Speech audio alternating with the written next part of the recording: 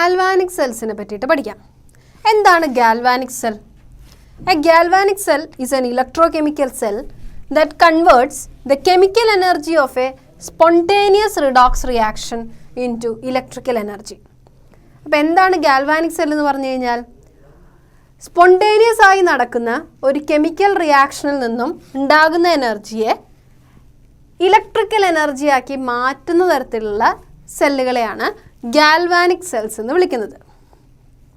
ഇത്തരം ഗാൽവാനിക് സെല്ലുകളെ voltaic cells എന്നും സാധാരണയായിട്ട് വിളിക്കാറുണ്ട്. ഈ ഗാൽവാനിക് സെല്ലിൻ്റെ ഒരു ഉദാഹരണം നമ്മൾ കണ്ടിട്ടുണ്ടല്ലോ. ഫിസിക്സ് ലാബുകളിൽ നമ്മൾ ഉപയോഗിക്കുന്ന ഡാനിയൽ സെല്ലാണ് ഇതിന് ഉദാഹരണം. എന്താണ് ഡാനിയൽ സെൽ എന്ന് പറഞ്ഞു കഴിഞ്ഞാൽ? സിങ്ക് ഇലക്ട്രോഡ് സിങ്ക് സൾഫേറ്റ് സൊല്യൂഷനിലും കോപ്പർ ഇലക്ട്രോഡ് കോപ്പർ സൾഫേറ്റ് സൊല്യൂഷനിലും ഡിപ്പ് ചെയ്ത് വെച്ചിരിക്കുന്നു. ഈ ഇലക്ട്രോഡുകളെ തമ്മിൽ ഒരു എക്സ്റ്റേണൽ വയർ ഉപയോഗിച്ച് ഒരു ബാറ്ററിയുമായിട്ട് കണക്ട് ചെയ്യുന്നു. ഈ രണ്ട് സൊല്യൂഷനുകളെയും ഇലക്ട്രോലൈറ്റുകളെ ബന്ധിപ്പിച്ചുകൊണ്ട് ഒരു സോൾട്ട് ബ്രിഡ്ജ് കണക്ട് ചെയ്യുന്നു. എന്നിട്ട് ഇതിൽ നിന്നും പ്രൊഡ്യൂസ് ചെയ്യപ്പെടുന്ന ഇലക്ട്രിക്കൽ എനർജിയെ മെഷർ ചെയ്യുന്നു. ഇതാണ് ഡാനിയൽ സെൽ അല്ലേ? അതുകൊണ്ട് തന്നെ ഇനി ഡാനിയൽ സെല്ലിൻ്റെ കൺസ്ട്രക്ഷനും അതിൻ്റെ കൂടുതൽ കാര്യങ്ങളെയും പറ്റിയിട്ട് നമുക്കൊന്ന് പഠിക്കാം. ഗാൽവാനിക് സെല്ലിൻ്റെ ഏറ്റവും പ്രധാനപ്പെട്ട ഒരു എക്സാമ്പിളായിട്ടുള്ള ഡാനിയൽ സെൽ എന്താണെന്ന് നോക്കാം. ഡാനിയൽ സെല്ലിൻ്റെ ഫിഗറാണ് ഇപ്പോൾ നമ്മൾ ബോർഡിൽ കാണുന്നത്. എന്താണ് ഡാനിയൽ സെൽ? നോക്കൂ, സിങ്ക് ഇലക്ട്രോഡ് സിങ്കിൻ്റെ അയോൺസ് ഉള്ള ഒരു സൊല്യൂഷനിൽ മുക്കി വെച്ചിരിക്കുന്നു. ഇവിടെ ഇലക്ട്രോലൈറ്റായി എടുത്തിട്ടുള്ളത് സിങ്ക് സൾഫേറ്റ് ആണ്. സിങ്ക് ഇലക്ട്രോഡ് സിങ്ക് സൾഫേറ്റ് സൊല്യൂഷനിൽ ഡിപ്പ് ചെയ്ത് വെച്ചിരിക്കുന്നു. ഈ ഒരു സെല്ലിനെ നമ്മൾ കൺസിഡർ ചെയ്യുന്നത് ഒരു ഹാഫ് സെല്ലായിട്ടാണ്. ഇവിടെ നിങ്ങൾക്ക് കാണാൻ കഴിയും zinc electrode dipped in zinc sulphate solution. ഈ ഒരു സെല്ലിനെ നമ്മൾ പറയുന്നത് ആനോഡിക് സെൽ അല്ലെങ്കിൽ ആനോഡിക് ഹാഫ് സെൽ എന്നാണ്. അതുപോലെ തന്നെ copper electrode dipped in copper sulphate solution. Copper electrode copper അയോൺസുകൾ ഉള്ള ഒരു സൊല്യൂഷനിൽ ഒരു ഇലക്ട്രോലൈറ്റിൽ ഡിപ്പ് ചെയ്ത് വെച്ചിരിക്കുന്നു. ഈ ഒരു ഹാഫ് സെല്ലിനെ കാഥോഡിക് ഹാഫ് സെൽ എന്നാണ് വിളിച്ചിരിക്കുന്നത്. ആനോഡിക് ഹാഫ് സെല്ലും കാഥോഡിക് ഹാഫ് സെല്ലും ഒരു എക്സ്റ്റേണൽ വയർ ഉപയോഗിച്ച് കണക്ട് ചെയ്തിരിക്കുന്നതായിട്ടും കാണാം. ഈ രണ്ട് ഇലക്ട്രോലൈറ്റുകളെയും ബന്ധിപ്പിച്ചുകൊണ്ട് ഒരു യു ഷേപ്ഡ് ഗ്ലാസ് ട്യൂബ് ഉണ്ട്. ഈ ഗ്ലാസ് ട്യൂബിൽ പൊട്ടാസ്യം ക്ലോറൈഡ് അഥവാ KCl-ഉം അഗാർ അഗാർ മിക്സ്ചറും മിക്സ് ചെയ്തിരിക്കുന്നു. ഈ ഒരു ഗ്ലാസ് ട്യൂബിനെയാണ് സോൾട്ട് ബ്രിഡ്ജ് എന്ന് വിളിക്കുന്നത്. ഇത്രയും കാര്യങ്ങൾ അടങ്ങിയിട്ടുള്ള ഒരു സെല്ലിനെയാണ് നമ്മൾ സാധാരണയായി ഡാനിയൽ സെൽ എന്ന് വിളിക്കുന്നത്. അപ്പോൾ ഡാനിയൽ സെല്ലിൽ എന്തൊക്കെയുണ്ട്? Zinc electrode dipped in zinc sulphate solution, അതിനെ ആനോഡിക് ഹാഫ് സെല്ലായി കണക്കാക്കുന്നു. Copper electrode dipped in copper sulphate solution, അതിനെ കാഥോഡിക് സെല്ലായിട്ടും കൺസിഡർ ചെയ്യുന്നു. ഈ രണ്ട് ഹാഫ് സെല്ലുകളെയും കണക്ട് ചെയ്തുകൊണ്ട് ഒരു എക്സ്റ്റേണൽ വയർ പോയിരിക്കുന്നതായിട്ട് കാണാം. ഇതുകൂടാതെ തന്നെ ഈ ഇലക്ട്രോലൈറ്റുകളെ ബന്ധിപ്പിച്ചുകൊണ്ട് ഒരു ഗ്ലാസ് ട്യൂബ് കാണാം. ഈ ഗ്ലാസ് ട്യൂബിൽ പൊട്ടാസ്യം ക്ലോറൈഡ് അഥവാ KCl ലായനിയും അതോടൊപ്പം തന്നെ അഗാർ അഗാർ മിക്സ്ചറുമാണ് ഫില്ല് ചെയ്തിട്ടുള്ളത്. ഇത്രയും കാര്യങ്ങളാണ് ഡാനിയൽ സെല്ലിൻ്റെ കൺസ്ട്രക്ഷൻ നമുക്ക് ആവശ്യമായിട്ടുള്ളത്. ഇനി ഡാനിയൽ സെല്ലിൻ്റെ പ്രവർത്തനം എങ്ങനെയാണ് നടക്കുന്നതെന്ന് നോക്കിയാലോ. ഡാനിയൽ സെല്ലിൽ zinc dipped in zinc sulphate solution എന്ന് പറയുന്ന ആനോഡിൽ നടക്കുന്നത് ഓക്സിഡേഷൻ എന്ന് പറയുന്ന റിയാക്ഷനാണ്. എന്താണ് ഓക്സിഡേഷൻ? നമ്മൾ നേരത്തെ പഠിച്ച പോലെ തന്നെ the removal of electrons is known as oxidation. Zinc electrode ഇലക്ട്രോണുകളെ റിമൂവ് ചെയ്തുകൊണ്ട് സിങ്ക് 2+ അയോണുകളായിട്ട് സിങ്ക് 2+ അക്വസ് അയോണുകളായിട്ട് സൊല്യൂഷനിലേക്ക് പോകുന്നു. എന്നാൽ കോപ്പറിൽ എന്താണ് സംഭവിക്കുന്നതെന്ന് നോക്കൂ. സിങ്കിൽ നിന്നും വേർപെട്ട ഈ ഇലക്ട്രോണുകൾ എക്സ്റ്റേണൽ വയർ വഴി കോപ്പറിലേക്ക് എത്തുന്നു. കോപ്പർ സൾഫേറ്റ് ലായനിയിലെ Cu2+ അയോണുകൾ ഈ 2 ഇലക്ട്രോണുകളെ വീതം സ്വീകരിച്ചുകൊണ്ട് കോപ്പറായി മാറുകയും കോപ്പർ മെറ്റൽ റോഡിൽ അക്യുമുലേറ്റ് ചെയ്യുകയും ചെയ്യുന്നതായിട്ട് കാണാം.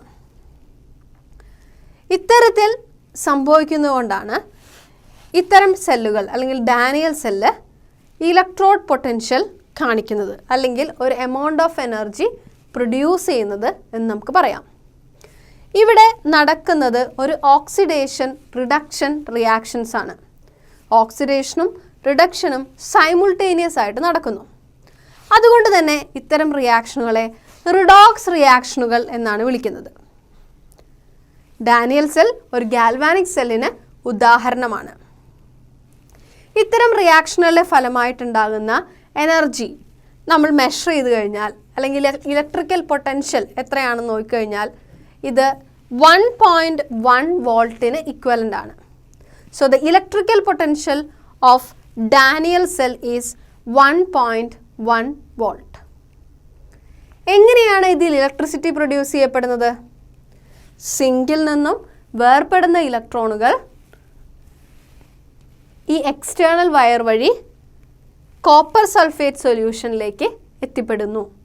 കോപ്പർ സൾഫേറ്റ് സൊല്യൂഷനിലെ Cu2+ അയോണുകൾ ഈ ഇലക്ട്രോണുകളെ സ്വീകരിച്ചുകൊണ്ട് കോപ്പറായി കോപ്പർ മെറ്റലിൽ അടിഞ്ഞുകൂടുന്നു. ഇവിടെ നമുക്ക് കാണാൻ കഴിയും ഈ ഇലക്ട്രോണുകളുടെ ഫ്ലോ എന്ന് പറയുന്നത് ആനോഡിൽ നിന്ന് കാഥോഡിലേക്കാണ്.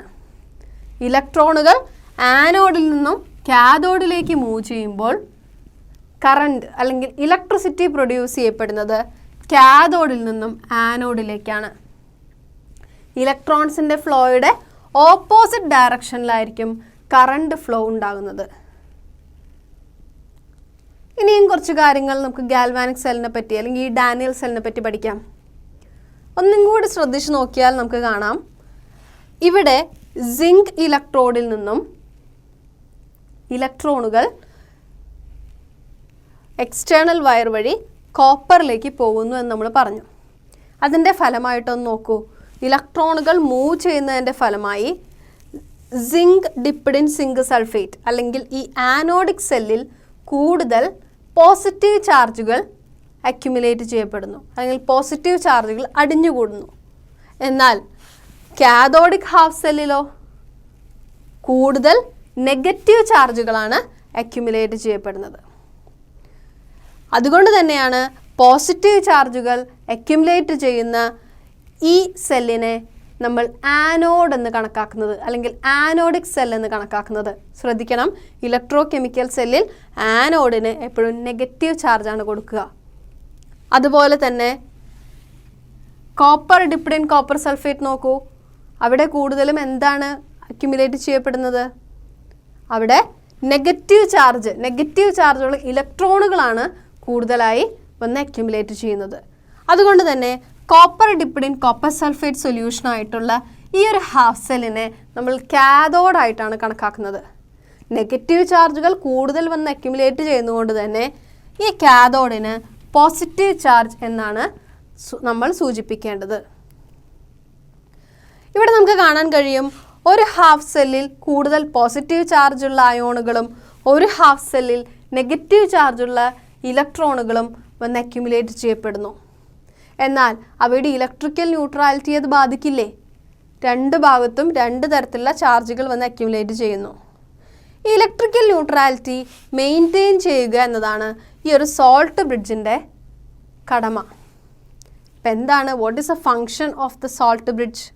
The salt bridge helps to maintain the neutrality of the electrolytes without mixing them. രണ്ട് ഹാഫ് സെല്ലുകളിൽ ഇരിക്കുന്ന ഇലക്ട്രോലൈറ്റുകളെ മിക്സ് ചെയ്യാതെ അവരുടെ ന്യൂട്രാലിറ്റിയെ മെയിൻറ്റെയിൻ ചെയ്യുക, ഇലക്ട്രിക്കൽ ന്യൂട്രാലിറ്റിയെ മെയിൻറ്റെയിൻ ചെയ്യുക എന്നതാണ് സോൾട്ട് ബ്രിഡ്ജിൻ്റെ ഫങ്ഷൻ എന്ന് പറയുന്നത്. എങ്ങനെയായിരിക്കും ഈ സോൾട്ട് ബ്രിഡ്ജ് ആ ഫങ്ഷൻ ചെയ്യുന്നതെന്ന് നോക്കാം. സോൾട്ട് ബ്രിഡ്ജിൽ നമുക്കറിയാവുന്ന പോലെ തന്നെ പൊട്ടാസ്യം ക്ലോറൈഡ് സൊല്യൂഷനും അഗർ അഗാർ മിക്സ്ചറുമാണ് ഫില്ല് ചെയ്തിട്ടുള്ളത്. പൊട്ടാസ്യം ക്ലോറൈഡിൽ പൊട്ടാസ്യം അയോൺസുമുണ്ട്, ക്ലോറിൻ അയോൺസുമുണ്ട്. ആനോഡിക് ഹാഫ് സെല്ലിൽ നമ്മൾ കണ്ട പോലെ തന്നെ കൂടുതൽ പോസിറ്റീവ് ചാർജുള്ള അയോണുകളാണ് അക്യുമുലേറ്റ് ചെയ്യപ്പെടുക. അതുകൊണ്ട് തന്നെ അതിനെ ന്യൂട്രലൈസ് ചെയ്യാൻ വേണ്ടിയിട്ട് സോൾട്ട് ബ്രിഡ്ജിലുള്ള പൊട്ടാസ്യം ക്ലോറൈഡിലെ Cl- അയോണുകൾ, നിങ്ങൾക്ക് ഈ ഫിഗറിൽ കാണാൻ സാധിക്കും, Cl- അയോണുകൾ ഇലക്ട്രോലൈറ്റിലേക്ക് വരുന്നു. ഇലക്ട്രിക്കൽ ന്യൂട്രാലിറ്റി അതുവഴി മെയിൻറ്റെയിൻ ചെയ്യപ്പെടുകയും ചെയ്യുന്നതായിട്ട് കാണാം. എന്നാൽ കാഥോഡിക് ഹാഫ് സെല്ലിലോ ഇലക്ട്രോലൈറ്റിൽ കൂടുതലായിട്ട് അക്യുമുലേറ്റ് ചെയ്തിട്ടുള്ള നെഗറ്റീവ്ലി ചാർജുള്ള ഇലക്ട്രോണുകളെ ന്യൂട്രലൈസ് ചെയ്യാനായിട്ട് സോൾട്ട് ബ്രിഡ്ജിൽ നിന്നും പോസിറ്റീവ് ചാർജുള്ള പൊട്ടാസ്യം അയോണുകൾ ഇലക്ട്രോലൈറ്റിലേക്ക് വരുന്നു. അതിൻ്റെ ഫലമായിട്ട് കാഥോഡിലുള്ള ഇലക്ട്രോലൈറ്റിൻ്റെയും ഇലക്ട്രിക്കൽ ന്യൂട്രാലിറ്റി മെയിൻറ്റെയിൻ ചെയ്യപ്പെടാനായിട്ട് സാധിക്കും. ഇത്തരത്തിൽ ഉള്ള ഒരു സെല്ലാണ് നമ്മുടെ ഡാനിയൽ സെൽ എന്ന് വിളിക്കുന്നത്. ഇങ്ങനെ പ്രൊഡ്യൂസ് ചെയ്യപ്പെടുന്ന എനർജി നമ്മൾ മെഷർ ചെയ്ത് നോക്കുകയാണെങ്കിൽ നമുക്ക് കാണാൻ കഴിയും ഇലക്ട്രിക്കൽ പൊട്ടൻഷ്യൽ എന്ന് പറയുന്നത് 1.1 വോൾട്ട് ആണ്. അതായത് ഇത്തരം ഡാനിയൽ സെൽസ് അല്ലെങ്കിൽ ഡ്രൈ സെൽ എന്ന് പറയുന്ന ബാറ്ററികൾ എത്ര കറണ്ട് പ്രൊഡ്യൂസ് ചെയ്യും? 1.1 വോൾട്ട് കറണ്ടാണ് പ്രൊഡ്യൂസ് ചെയ്യപ്പെടുന്നത്. ഇത്രയും കാര്യങ്ങളാണ് ഗാൽവാനിക് സെല്ലിനെ പറ്റിയിട്ട് നമുക്ക് പഠിക്കാനുള്ളത്. എപ്പോഴും ഓർക്കണം, ഗാൽവാനിക് സെല്ലിൽ എനർജി പ്രൊഡ്യൂസ് ചെയ്യുന്നത് എന്തിൻ്റെ ഫലമായിട്ടാണ്? സ്പോണ്ടേനിയസ് ആയിട്ടുള്ള റിഡോക്സ് റിയാക്ഷൻ്റെ ഫലമായിട്ടാണ് എനർജി പ്രൊഡ്യൂസ് ചെയ്യപ്പെടുന്നത്. ഈ എനർജി നമുക്ക് നോൺ സ്പോണ്ടേനിയസ് റിയാക്ഷൻസിന് ഉപയോഗിക്കുകയും ചെയ്യാം. അതുള്ളൊരു ഉത്തമ ഉദാഹരണമാണ് ഡാനിയൽ സെൽ എന്ന് പറയുന്നത്. ഡാനിയൽ സെൽ എന്താണ് നമ്മൾ കണ്ടു കഴിഞ്ഞു അല്ലേ? ഡാനിയൽ സെൽ എങ്ങനെയാണ് പ്രവർത്തിക്കുന്നത്, അതിൽ നടക്കുന്ന റിഡോക്സ് റിയാക്ഷൻസ് എന്താണ്, ഇതെല്ലാം നമ്മൾ മനസ്സിലാക്കി. അതോടൊപ്പം തന്നെ ഡാനിയൽ സെല്ലിൻ്റെ സെൽ പൊട്ടൻഷ്യൽ അല്ലെങ്കിൽ എത്രത്തോളം എമൗണ്ട് ഓഫ് എനർജി അവിടെ പ്രൊഡ്യൂസ് ചെയ്യപ്പെടുന്നു എന്ന് നമ്മൾ കണ്ടു. Cell potential of A Daniel cell എന്ന് പറയുന്നത് 1.1 വോൾട്ടാണ്. ഇത്തരത്തിൽ 1.1 വോൾട്ട് പ്രൊഡ്യൂസ് ചെയ്യപ്പെടുന്ന ഡാനിയൽ സെല്ലിന് ഒരു എക്സ്റ്റേണൽ പൊട്ടൻഷ്യൽ അപ്ലൈ ചെയ്യുന്നു എന്ന് വിചാരിക്കുക. എന്ത് മാറ്റമാണ് ഈ ഡാനിയൽ സെല്ലിൽ സംഭവിക്കുക എന്നൊന്ന് നമുക്ക് നോക്കാം. അതിനു വേണ്ടിയിട്ട് ആദ്യമായിട്ട് നമ്മൾ കൺസിഡർ ചെയ്യുകയാണ് ഡാനിയൽ സെല്ലിനെ ഒരു എക്സ്റ്റേണൽ പൊട്ടൻഷ്യലുമായിട്ട് കണക്ട് ചെയ്തിരിക്കുന്നു. അവിടുത്തെ കണ്ടീഷൻ എന്ന് പറയുന്നത് ഈ external is less than 1.1 volt. Daniel സെല്ലിൻ്റെ സെൽ പൊട്ടൻഷ്യലായിട്ടുള്ള 1.1 വോൾട്ടിനേക്കാളും കുറവ് എക്സ്റ്റേണൽ പൊട്ടൻഷ്യൽ ആയിട്ടാണ് ഡാനിയൽ സെല്ലിനെ കണക്ട് ചെയ്തിരിക്കുന്നത് എന്ന് ഓർക്കണം. ഒന്ന് ആലോചിച്ച് നോക്കൂ, അപ്പോൾ എന്താണ് സംഭവിക്കുക എന്ന്. ഓൾറെഡി ഡാനിയൽ സെല്ല് പ്രൊഡ്യൂസ് ചെയ്യപ്പെടുന്ന സെൽ പൊട്ടൻഷ്യൽ എന്ന് പറയുന്നത് 1.1 വോൾട്ടാണ്. അതിനേക്കാളും കുറവ് ഇലക്ട്രോഡ് പൊട്ടൻഷ്യൽ നമ്മളൊരു എക്സ്റ്റേണൽ പൊട്ടൻഷ്യലായിട്ട് കൊടുത്തിരിക്കുന്നു. നമുക്ക് കാണാൻ കഴിയും ഇത് ഒരു സ്റ്റാൻഡേർഡ് ഡാനിയൽ സെൽ പ്രവർത്തിക്കുന്നത് പോലെ തന്നെ പ്രവർത്തിക്കുന്നു. എങ്ങനെയാണ് ഡാനിയൽ സെല്ലിൻ്റെ പ്രവർത്തനം? ആനോഡായിട്ടുള്ള zinc dipped in zinc sulphate solution എന്നുള്ള ആനോഡിക് സെല്ലിൽ ഓക്സിഡേഷൻ റിയാക്ഷൻ സംഭവിക്കുകയും അതിൻ്റെ ഫലമായിട്ട് സിങ്ക് ഇലക്ട്രോണുകളെ വിട്ടുകൊടുക്കുകയും ചെയ്യുന്നു. ആൻഡ് ദിസ് ഇലക്ട്രോൺസ് ആനോഡിൽ നിന്നും എക്സ്റ്റേണൽ ഈ വയർ വഴി കാഥോഡിലേക്ക് എത്തിപ്പെടുന്നു. എന്നാൽ കോപ്പർ ആകട്ടെ, കോപ്പർ അയോണുകൾ ഈ ഇലക്ട്രോണുകളെ സ്വീകരിച്ചുകൊണ്ട് പ്യുവർ കോപ്പറായും മാറുന്നു. അതിൻ്റെ ഫലമായിട്ട് എന്ത് സംഭവിക്കുന്നു? ആനോഡിൽ നിന്നും കാഥോഡിലേക്ക് ഇലക്ട്രോൺ ഫ്ലോ ഉണ്ടാവുകയും അതോടൊപ്പം തന്നെ കാഥോഡിൽ നിന്ന് ആനോഡിലേക്ക് കറണ്ട് ഫ്ലോ ഉണ്ടാവുകയും ചെയ്യുന്നു. ഇവിടെ നമുക്ക് പറയാം electrons flows from zinc rod to copper rod, hence current flows from copper rod to zinc rod. അതോടൊപ്പം നമുക്ക് കാണാൻ കഴിയുന്ന മറ്റൊരു കാര്യം എന്താണ്? ആനോഡിൽ സിങ്ക് ഇലക്ട്രോണുകളെ വിട്ടുകൊടുത്ത് സിങ്ക് അയോണുകളായിട്ട് സൊല്യൂഷനിലേക്ക് പോകുന്നു. Or we can say zinc dissolves at anode. എന്നാൽ കാഥോഡിലെ കോപ്പർ അയോണുകൾ ഈ ഇലക്ട്രോണുകളെ സ്വീകരിച്ച് കോപ്പറായി മാറുന്നു. കോപ്പർ അയോണുകൾ ഇലക്ട്രോണുകളെ സ്വീകരിച്ച് കോപ്പർ മെറ്റലായി കാഥോഡിൽ ഡെപ്പോസിറ്റ് ചെയ്യുന്നു എന്നും പറയാം. So as a result of this kind of reaction, zinc dissolves in anode and copper deposited at cathode. ഇവിടെ നമ്മൾ മനസ്സിലാക്കേണ്ട കാര്യം, ഡാനിയൽ സെല്ലിൻ്റെ സെൽ പൊട്ടൻഷ്യലിനേക്കാളും കുറവ് എക്സ്റ്റേണൽ പൊട്ടൻഷ്യൽ നമ്മൾ കൊടുക്കുകയാണെങ്കിൽ ആ സെല്ലിന് പ്രത്യേകിച്ച് ഒരു മാറ്റവും സംഭവിക്കുന്നില്ല. ആ സെല്ല് ഒരു സ്റ്റാൻഡേർഡ് ഡാനിയൽ സെൽ വർക്ക് ചെയ്യുന്നത് പോലെ തന്നെ വർക്ക് ചെയ്യപ്പെടുന്നു എന്നുള്ളതാണ്. ഇവിടെ ഡാനിയൽ സെല്ലിനെ ഒരു എക്സ്റ്റേണൽ പൊട്ടൻഷ്യലുമായിട്ട് കണക്ട് ചെയ്തിരിക്കുന്നു. എക്സ്റ്റേണൽ പൊട്ടൻഷ്യൽ ഡാനിയൽ സെല്ലിൻ്റെ സെൽ പൊട്ടൻഷ്യലിന് ഈക്വൽ ആണെന്നിരിക്കട്ടെ. എന്താണ് സംഭവിക്കുക എന്ന് നോക്കാം. That is E external is equal to 1.1 volt. Cell പൊട്ടൻഷ്യലിന് ഒപ്പോസിംഗ് ആയിട്ട് കണക്ട് ചെയ്തിട്ടുള്ള എക്സ്റ്റേണൽ പൊട്ടൻഷ്യൽ എന്ന് പറയുന്നത് സെൽ പൊട്ടൻഷ്യലിന് ഈക്വലൻ്റ് ആണെങ്കിൽ എന്താണ് അവിടെ സംഭവിക്കുക? ഇലക്ട്രോൺ ഫ്ലോ ഉണ്ടാകുമോ എന്നൊന്ന് നോക്കാം. ഇവിടെ നമുക്ക് കാണാൻ കഴിയും, ഈ എക്സ്റ്റേണൽ എന്ന് പറയുന്നത് 1.1 വോൾട്ടിന് ഈക്വൽ ആണെങ്കിൽ ഇലക്ട്രോൺ ഫ്ലോ ഉണ്ടാകുന്നില്ല. അതോടൊപ്പം തന്നെ കറണ്ട് ഫ്ലോയും ഉണ്ടാകുന്നില്ല എന്ന് തന്നെ പറയാം. വളരെ സിമ്പിളായിട്ട് പറയുകയാണെങ്കിൽ, ഇത്തരത്തിൽ ഒരു ഡാനിയൽ സെല്ലിനെ 1.1 വോൾട്ട് തന്നെ വരുന്ന എക്സ്റ്റേണൽ പൊട്ടൻഷ്യലുമായി കണക്ട് ചെയ്താൽ ഈ ഒരു സെല്ലിൽ കെമിക്കൽ റിയാക്ഷൻസ് ഒന്നും തന്നെ നടക്കുന്നതായിട്ട് കാണാനായിട്ട് സാധിക്കില്ല. There is no chemical reaction takes place. ഇതെങ്ങനെ നമുക്ക് മനസ്സിലാക്കാം? ഇവിടെ ഡാനിയൽ സെല്ലുമായി കണക്ട് ചെയ്തിട്ടുള്ള അമീറ്ററിൽ സീറോ ഡിഫ്ലക്ഷൻ ആയിരിക്കും കാണാനായിട്ട് സാധിക്കുക. സീറോ ഡിഫ്ലക്ഷൻ എന്ന് പറഞ്ഞാൽ അതിൻ്റെ അർത്ഥം എന്താണ്? കറണ്ട് പ്രൊഡക്ഷൻ ഇല്ല, അല്ലെങ്കിൽ കറണ്ട് ഫ്ലോ ഇല്ല എന്നതാണ്. അതുകൊണ്ട് തന്നെ നമുക്ക് പറയാം I ഈസ് ഈക്വൽ ടു 0. കറണ്ടിനെ റെപ്രസെൻറ്റ് ചെയ്യുന്ന I എന്ന് പറയുന്ന ടേം, അല്ലെങ്കിൽ I എന്ന് പറയുന്ന ഫാക്ടർ എന്താണ്?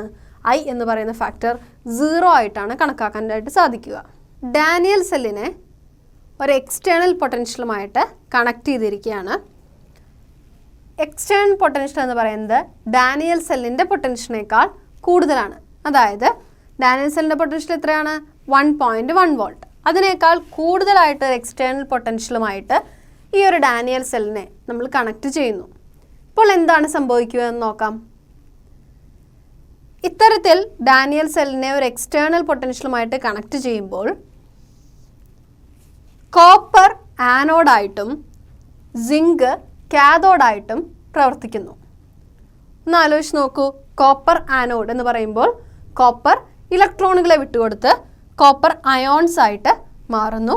ഈ ഇലക്ട്രോണുകൾ കോപ്പറിൽ നിന്നും സിങ്കിലേക്ക് മൂവ് ചെയ്യുന്നു. ഇലക്ട്രോണുകൾ കോപ്പറിൽ നിന്നും സിങ്കിലേക്ക് മൂവ് ചെയ്യുന്നതിൻ്റെ ഫലമായിട്ട് സിങ്കിൽ നിന്നും കോപ്പറിലേക്കാണ് കറണ്ട് ഫ്ലോ ഉണ്ടാകുന്നത്. ഇവിടെ നമുക്ക് കാണാം, സ്റ്റാൻഡേർഡ് ഡാനിയൽസിൻ്റെ പ്രവർത്തനത്തിന് ഓപ്പോസിറ്റ് ആയിട്ടാണ് ഇവിടെ ഡാനിയൽ സെൽ പ്രവർത്തിക്കുന്നത്. നമുക്ക് പറയാം, electrons flows from copper to zinc and current flows from zinc to copper. അതോടൊപ്പം തന്നെ കോപ്പറിൽ നിന്നും ഇലക്ട്രോണുകൾ നഷ്ടപ്പെടുന്നതിൻ്റെ ഫലമായി copper dissolves at copper electrode. എന്നാൽ സിങ്ക് ഇലക്ട്രോണുകളെ സ്വീകരിക്കുന്നതിൻ്റെ ഫലമായി zinc is deposited at zinc electrode. ഇത് ഒരു നോൺ സ്പോണ്ടേനിയസ് റിയാക്ഷന് എക്സാമ്പിളാണ്. സ്പോണ്ടേനിയസ് ആയിട്ടല്ല ഇവിടെ ഇലക്ട്രിസിറ്റി അല്ലെങ്കിൽ ഇലക്ട്രോഡ് പൊട്ടൻഷ്യൽ അല്ലെങ്കിൽ സെൽ പൊട്ടൻഷ്യൽ ഉണ്ടാകുന്നത് എന്ന് നമുക്ക് പറയാം. ഇത്തരത്തിലുള്ള ഒരു ഡാനിയൽ സെല്ല് ഇലക്ട്രോലിറ്റിക് സെല്ലായിട്ടാണ് ആക്ട് ചെയ്യുന്നത്. അതായത് എക്സ്റ്റേണൽ ആയിട്ടുള്ള സെൽ പൊട്ടൻഷ്യൽ സാധാരണയുള്ള സെൽ പൊട്ടൻഷ്യലിനേക്കാളും കൂടുതലായി കണക്ട് ചെയ്താൽ നമ്മുടെ ഡാനിയൽ സെല്ല് എന്തായിട്ട് ആക്ട് ചെയ്യും? ഒരു ഇലക്ട്രോലിറ്റിക് സെല്ലായിട്ട് ആക്ട് ചെയ്യും എന്ന് കാണാനായിട്ട് സാധിക്കും. അപ്പോൾ എന്താണ് സംഭവിക്കുക? സിങ്ക് കാഥോഡായിട്ടും കോപ്പർ ആനോഡായിട്ടും പ്രവർത്തിക്കുന്നു. ഇത്തരത്തിൽ ഡാനിയൽ സെല്ലിൽ ഒരു എക്സ്റ്റേണൽ പൊട്ടൻഷ്യൽ അപ്ലൈ ചെയ്താൽ എന്തൊക്കെ മാറ്റങ്ങൾ ഉണ്ടാകുമെന്ന് നമ്മൾ പഠിച്ചു അല്ലേ? ഡാനിയൽ സെല്ലിലെ സെൽ പൊട്ടൻഷ്യലിനേക്കാൾ കുറവ് ഇലക്ട്രോഡ് പൊട്ടൻഷ്യൽ അപ്ലൈ ചെയ്താൽ എന്ത് സംഭവിക്കും? എക്സ്റ്റേണൽ എനർജി അപ്ലൈ ചെയ്താൽ എന്ത് സംഭവിക്കും? ഒരു മാറ്റവും ഇല്ലാതെ തന്നെ ഡാനിയൽ സെൽ ഒരു സ്റ്റാൻഡേർഡ് ഡാനിയൽ സെല്ലായിട്ട് പ്രവർത്തിക്കും.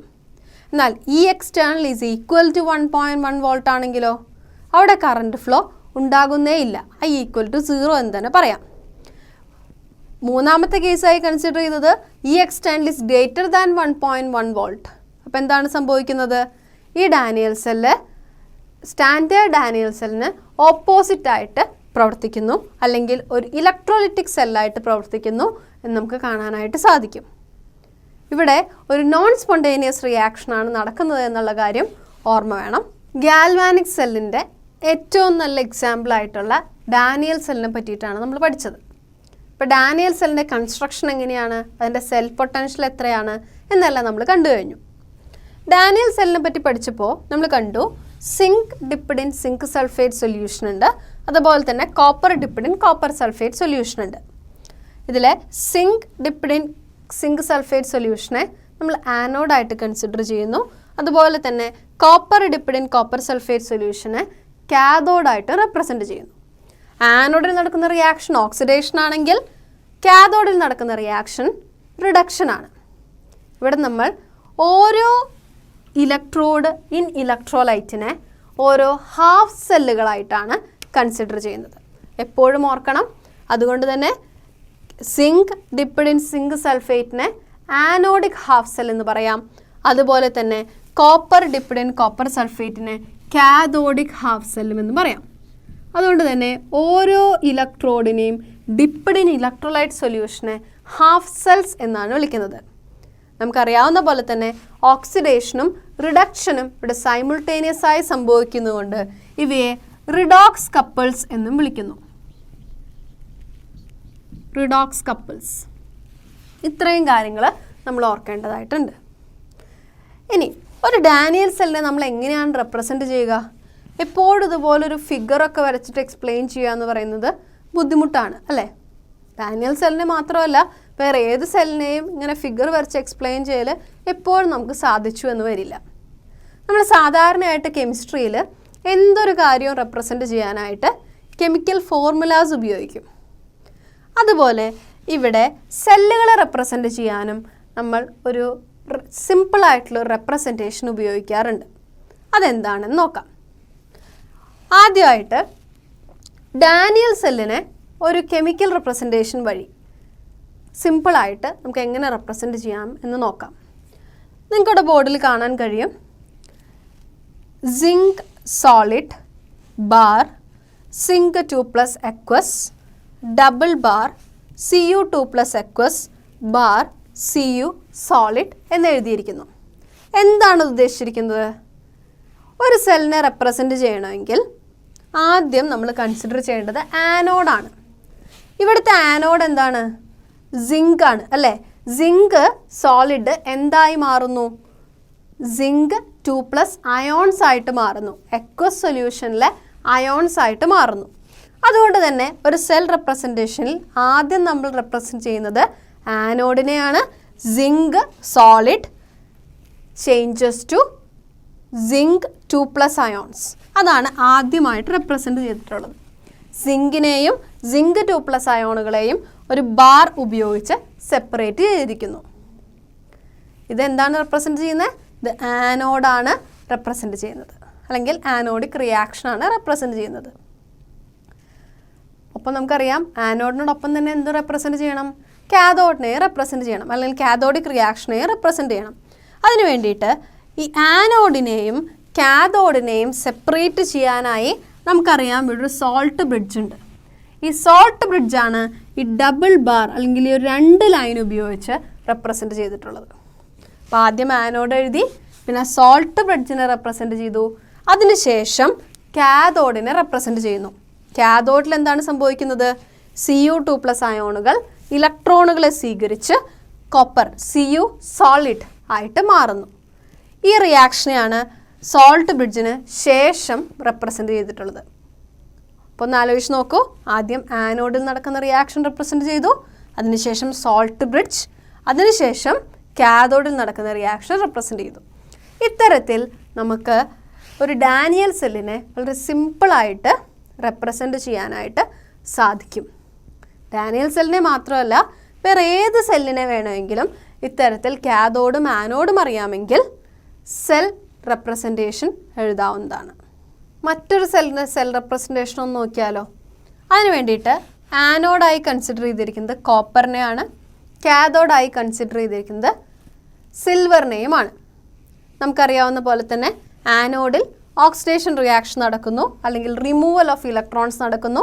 കാഥോഡിൽ റിഡക്ഷൻ അല്ലെങ്കിൽ ഇലക്ട്രോണുകളെ സ്വീകരിക്കുന്ന റിയാക്ഷൻ നടക്കുന്നു. അങ്ങനെയാണെങ്കിൽ ഈ ഒരു സെല്ലിനെ എങ്ങനെ റെപ്രസെൻ്റ് ചെയ്യാം?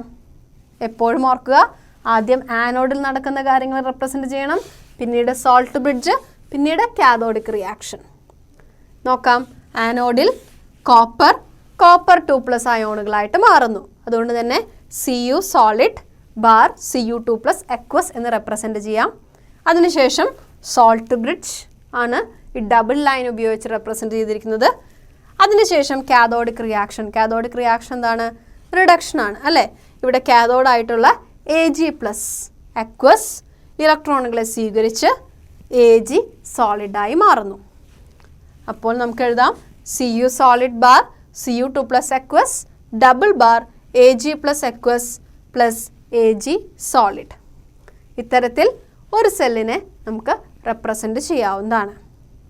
ഇത്തരം സെൽ റെപ്രസെൻറ്റേഷൻസ് വളരെ പ്രധാനപ്പെട്ടതാണ്. ഏത് സെല്ലിനെ വേണമെങ്കിലും നമുക്ക് ഇത്തരത്തിൽ വളരെ സിമ്പിൾ കെമിക്കൽ ഫോർമുലാസ് ഉപയോഗിച്ച് റെപ്രസെൻ്റ് ചെയ്യാവുന്നതാണ്.